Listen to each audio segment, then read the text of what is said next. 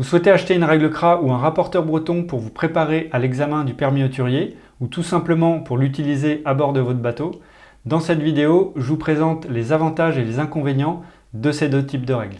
Donc la règle CRA, c'est en fait une règle qui vous propose un double rapporteur comme ceci. Et le rapporteur breton ou rapporteur topo, c'est une règle qui ressemble à ça et qui vous propose une rose mobile sur la règle. Les avantages de la règle CRA, c'est que c'est une règle qui est plus commune. Si par exemple vous louez des bateaux ou si vous allez naviguer sur le bateau d'un copain ou d'une copine, eh bien c'est une règle que vous retrouverez beaucoup plus régulièrement, beaucoup plus souvent. Le deuxième avantage, c'est qu'il n'y a pas de partie mobile sur la règle comme sur le rapporteur breton et donc il n'y a pas de risque d'erreur à ce niveau-là, de déréglage de la rose entre un réglage et puis une mesure ou un tracé sur la carte.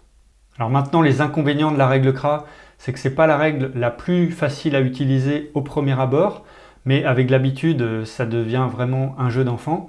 Et ensuite, il y a un peu un risque d'erreur de lecture, surtout à l'endroit où les rapporteurs se croisent, donc ici et ici.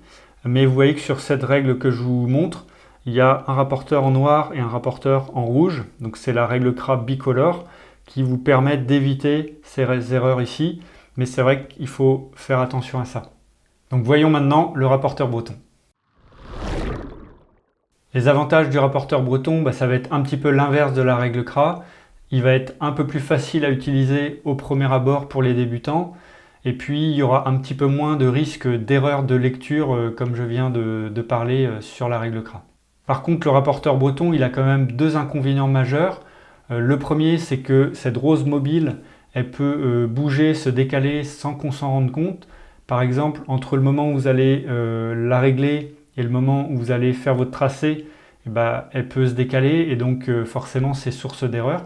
Et son inconvénient majeur à ce rapporteur breton, c'est que ce n'est pas le plus commun à bord. Donc si vous louez un bateau, si vous allez sur le bateau d'un copain et que vous vous retrouvez avec une règle CRA que vous ne savez pas utiliser, ça va être un petit peu embêtant. Donc moi je vous conseille plutôt d'apprendre à utiliser une règle CRA plutôt qu'un rapporteur breton, puisque la règle CRA, c'est ce que vous rencontrerez à bord le plus souvent. Et si jamais un jour vous tombez sur un rapporteur breton, dans tous les cas, c'est beaucoup plus simple à utiliser qu'une règle CRA. Donc qui peut plus, peut le moins. Maintenant, dans les règles CRA, moi ce que je vous conseille, c'est la règle CRA bicolore que je vous présente ici. C'est la plus commune. Il y a aussi une règle CRA classique tout en noir, mais autant prendre la bicolore, elle est un petit peu plus simple. Ou éventuellement la règle CRA évolution, qui est un petit peu plus aérée, un petit peu plus récente, avec une lecture un petit peu plus facile. Mais c'est pas mal de savoir faire avec la règle CRA bicolore ou classique. Et ensuite, l'évolution vous paraîtra encore plus facile.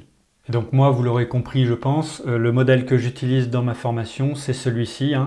La règle CRA bicolore et la marque, c'est Topoplastic. C'est vraiment la référence. Si vous souhaitez vous préparer et passer le permis hauturier, je vous propose mon pack gratuit permis hauturier dans lequel vous trouverez un PDF qui vous résume toute la procédure d'inscription en candidat libre. Ensuite, le déroulé de l'épreuve avec tous les points en détail. Quelques conseils pour bien vous préparer et puis la liste de tout le matériel nécessaire. Et surtout, je vous propose une vidéo d'1 heure dans laquelle je réalise un examen blanc devant vous de A à Z, ce qui vous permettra de savoir à quoi vous attendre pour l'examen. Et puis je commence déjà à vous donner quelques astuces et quelques explications dans cette vidéo. Si ce pack vous intéresse, vous cliquez sur le premier lien dans la description sous cette vidéo, vous renseignez votre email et je vous envoie ça directement. Je vous conseille également de regarder ma vidéo complète sur le matériel. Elle s'appelle « Quel matériel acheter pour le permis hauturier? Mes conseils ». Le lien se trouve également en description sous cette vidéo. Moi je vous dis bon vent et à bientôt.